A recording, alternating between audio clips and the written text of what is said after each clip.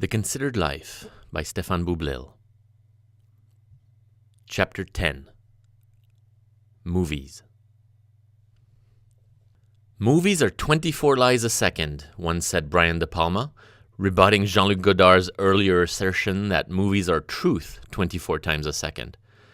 On whoever side of that equation you fall, letting yourself be convinced by any story and its characters to the point of tears, laughter, or heretofore unacquainted with reasoning, is still the crucial conditional component of cinema.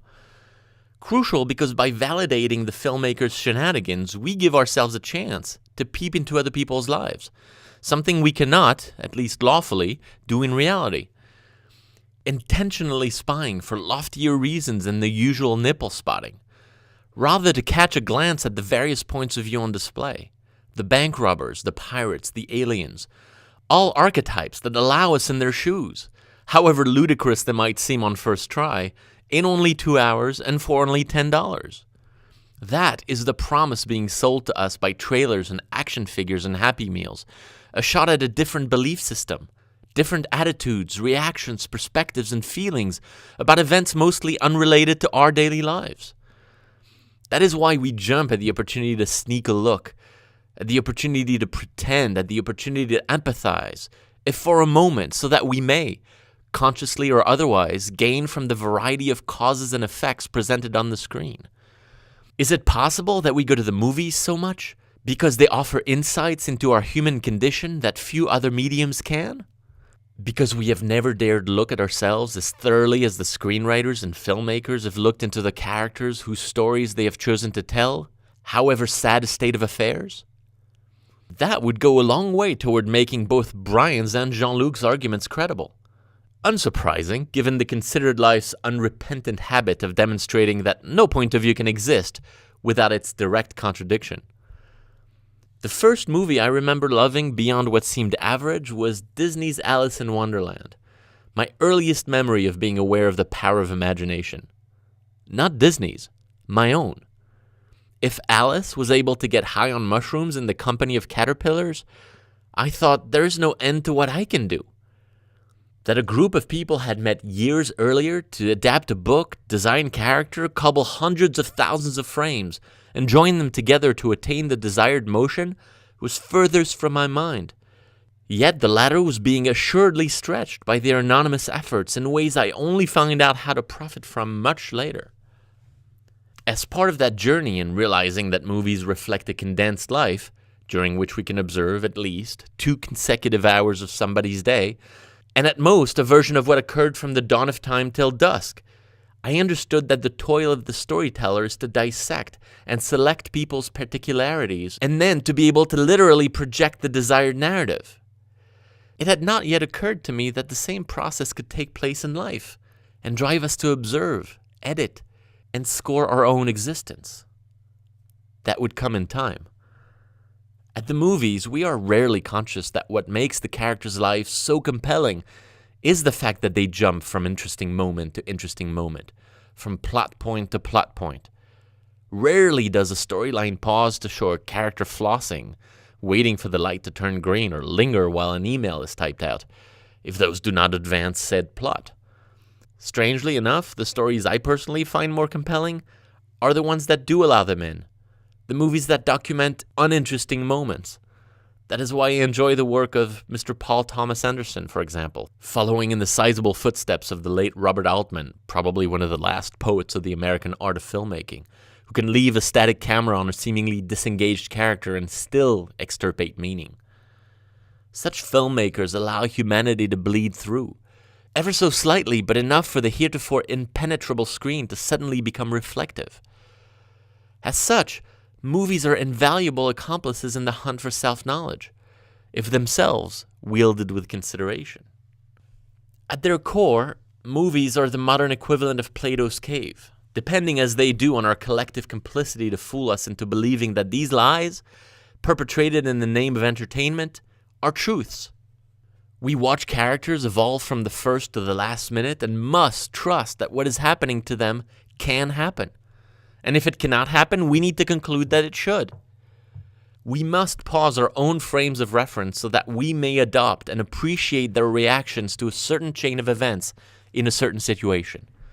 Believe it or not, as outlandish and exaggerated as these reactions might be on screen, we are informed by them and baited to either mimic or reject them based on the prism we came into the darkened theater with.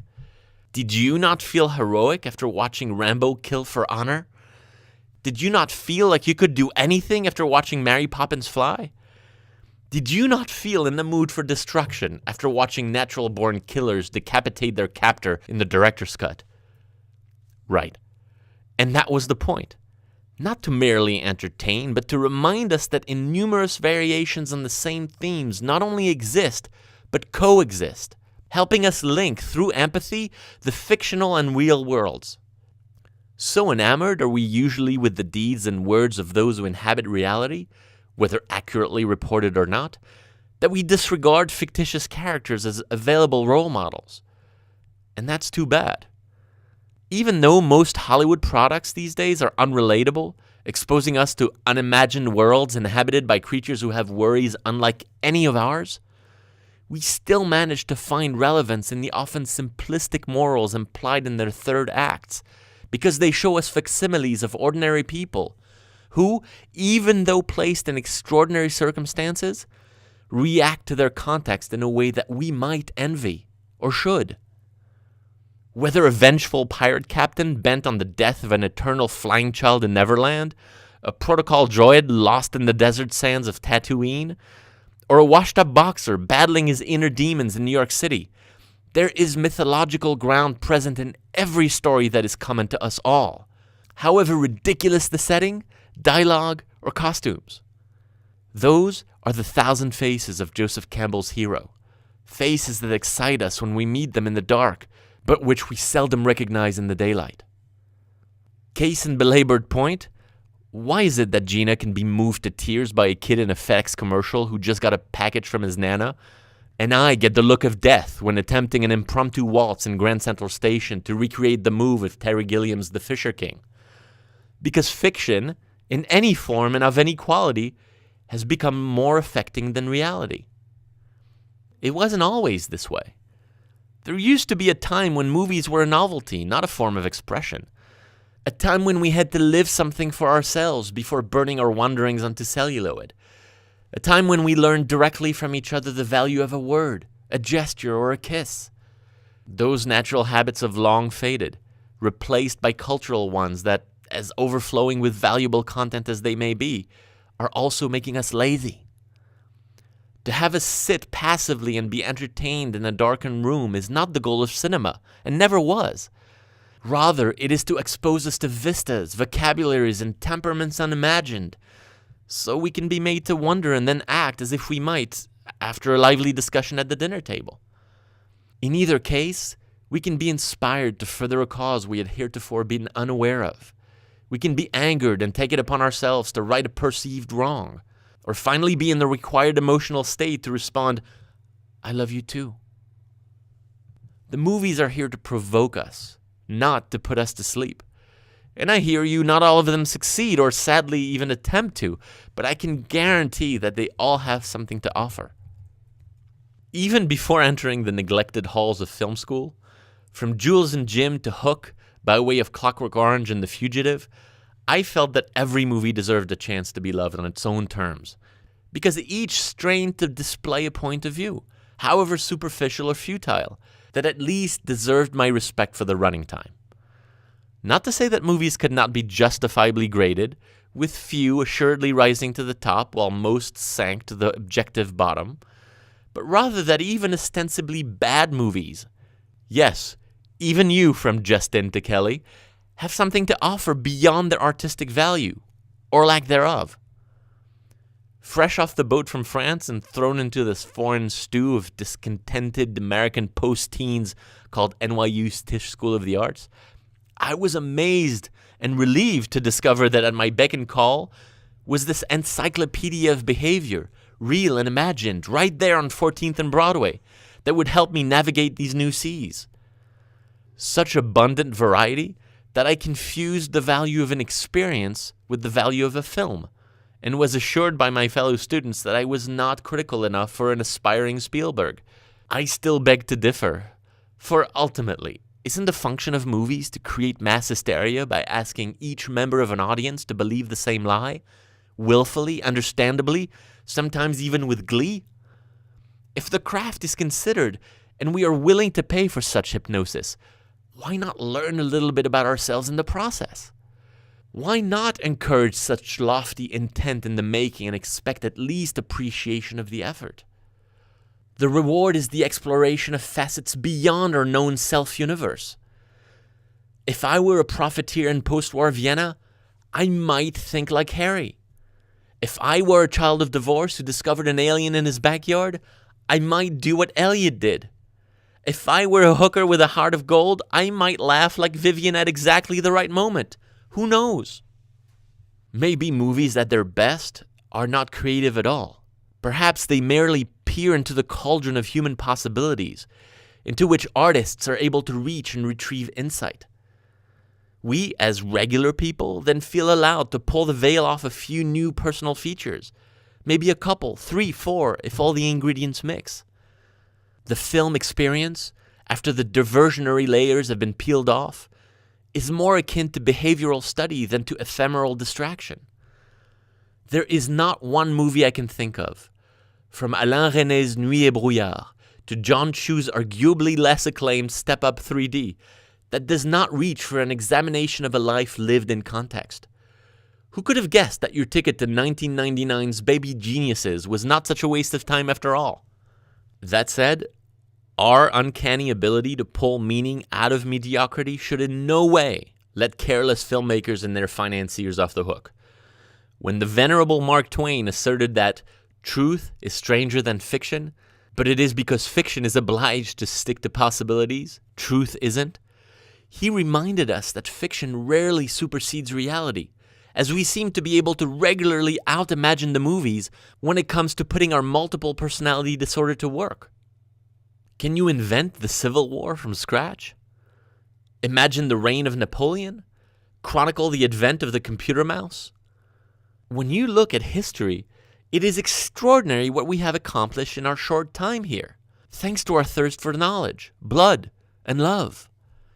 It is an opportunity to invent not often enough taken advantage of in the arts, and especially in the lazy movies that keep repeating the same story in different costumes, that further stories that need no particular follow-up, or that remake previous efforts that would better be left alone.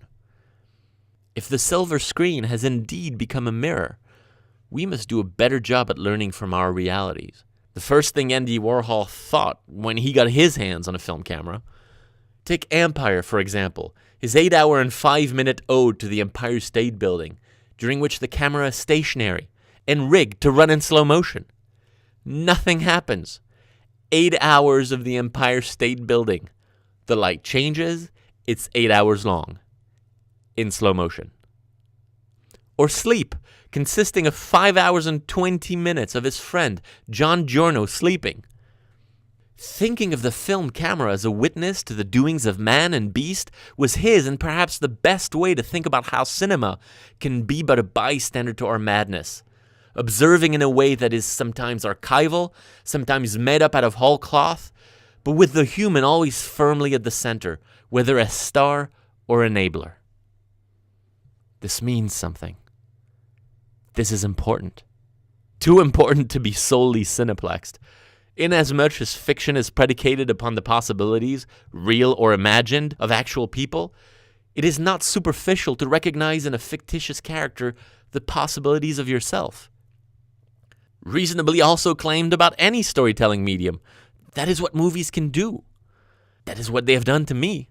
Opened worlds unknown, outfitted me with a lightsaber, a Borsellino hat, a suit of Japanese armor, a conscience in the shape of a grasshopper, a realization that this brilliant coincidence that is the human race can at least imagine itself out of trouble.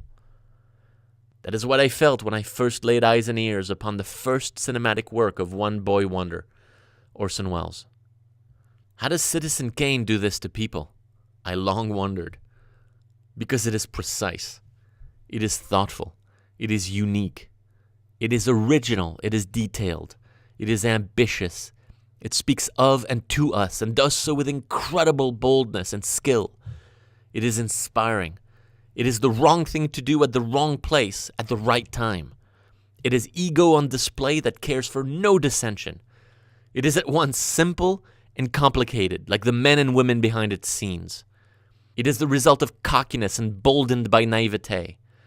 It is an answered prayer that life can indeed be both perfect and imperfect at once. It is the ultimate moving tribute to the duality of man. It is a game predicated on human frailty, which is why we can see bits of ourselves in Charles Foster Kane, in Jedediah, in Susan Alexander, in Mr. Thatcher, in Mr. Thompson, in the parents, in the child.